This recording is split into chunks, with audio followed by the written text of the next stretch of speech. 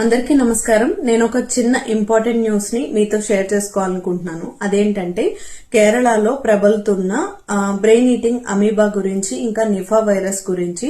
So మీ ఇంట్లో ఎవరైనా మాల వేసుకున్నట్లయితే, ఈ టైంలో అందరూ కూడా మాల వేసుకుంటారు కదా, లేదంటే మీ పక్క ఇంటి వాళ్ళు, మీ బంధువులు, లేదంటే మీకు తెలిసిన వాళ్ళు ఎవరైనా మాల వేసుకుని అయ్యప్ప దర్శనార్థం వెళ్తున్నట్లయితే వాళ్ళకి ఈ విషయాన్ని ప్రతి ఒక్కరికి షేర్ చేయండి. ప్రతి ఒక్కరికి ఖచ్చితంగా రీచ్ అవ్వాలి. వాళ్ళ ప్రాణాలు వాళ్ళు సేవ్ చేసుకోగలగాలి.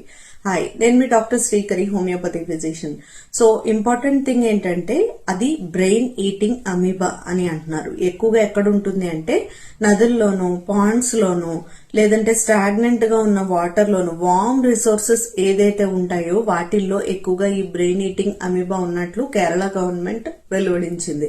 సో ఎస్పెషల్ గా అయ్యప్ప దర్శనార్థం వెళ్లే వాళ్ళు ఏంటంటే పంబా నదిలో స్నానం చేసి వెళ్తారు కదా.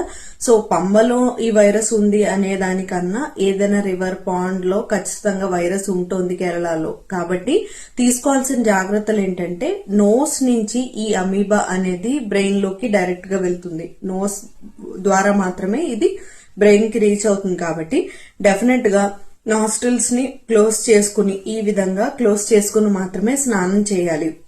నంబర్ 2, ఎక్కడికక్కడక్కడ వార్మ్ వాటర్స్ అనేవి అవైలబుల్ గా ఉన్నాయట. సో